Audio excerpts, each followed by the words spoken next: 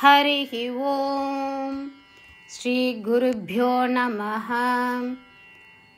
These shlokas are recorded by separating the stanza word by word for easy learning.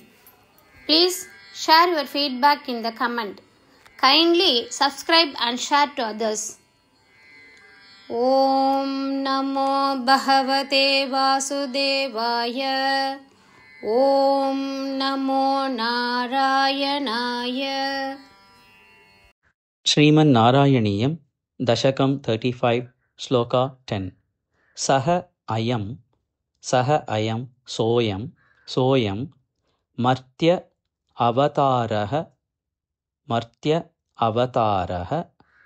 soyam martyavataraha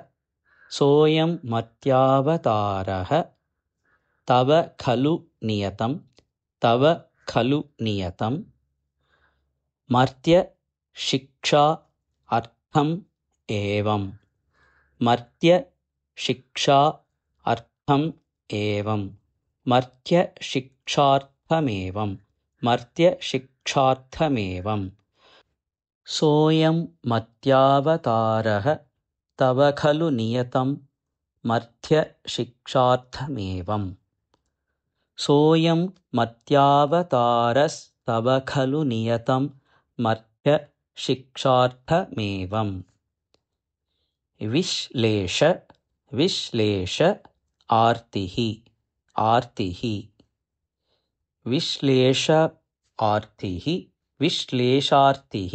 विश्लेषार्तिः निरागः विश्लेषार्तिर्निरागः त्यजनमपि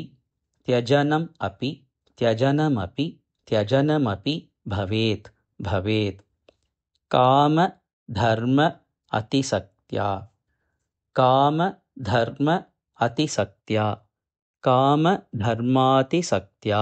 कामधर्मातिसक्त्या विश्लेषार्थिर्निरागः त्यजनमपि भवेत् कामधर्मातिसक्त्या विश्लेषार्तिर्निरागः त्यजनमपि भवेत् कामधर्मातिसक्त्या सोऽयं मर्त्यावतारः तव खलु नियतं मर्त्य शिक्षार्थमेवं विश्लेषार्थिनिरागः त्यजनमपि भवेत् कामधर्मातिसक्त्या सोऽयं मर्त्यावतारस्तव खलु नियतं मर्त्य शिक्षार्थमेवं विश्लेषार्थिनिरागः त्यजनमपि भवेत् कामधर्मातिसक्त्या नो चेत् स्व आत्मानुभूतेः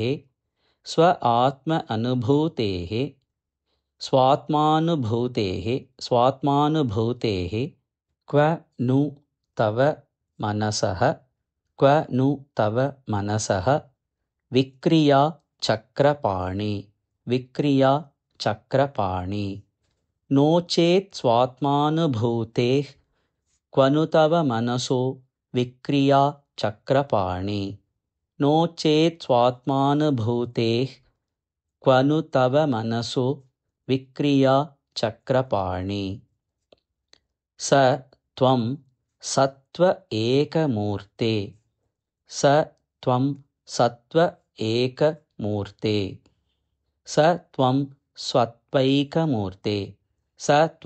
सत्त्वैकमूर्ते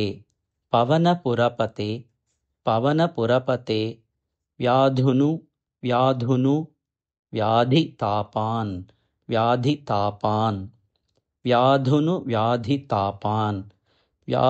व्याधितापान् सत्त्वं सत्त्वैकमूर्ते पवनपुरपते व्याधुनु व्याधितापान् सत्त्वं सत्त्वैकमूर्ते पवनपुरपते व्याधुनु व्याधितापान् नो चेत् स्वात्मानुभूतेः क्व नु तव मनसो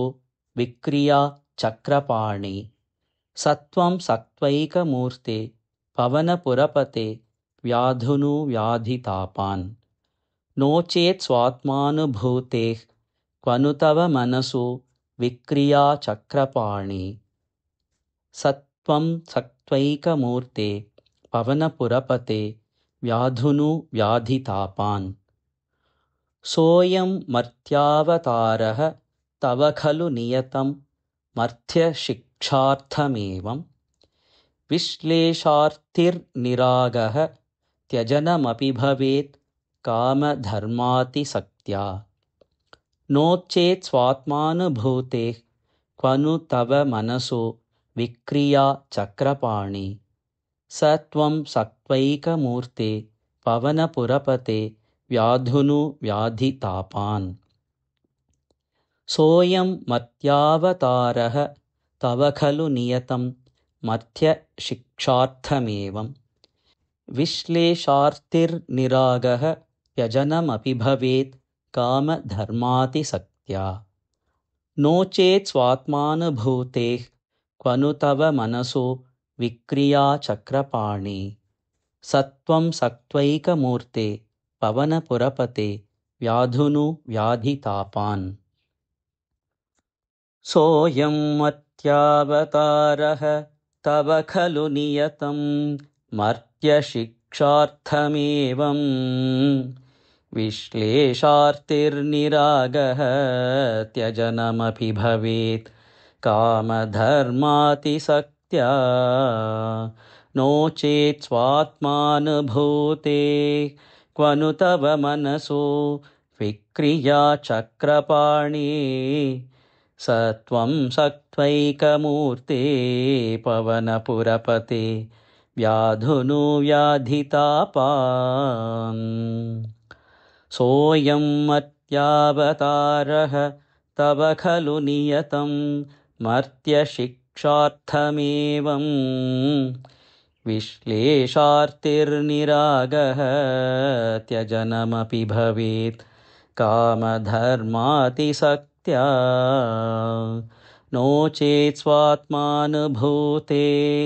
क्वनु तव मनसो विक्रियाचक्रपाणि सत्त्वं सत्त्वैकमूर्ते पवनपुरपते व्याधुनु व्याधितापान्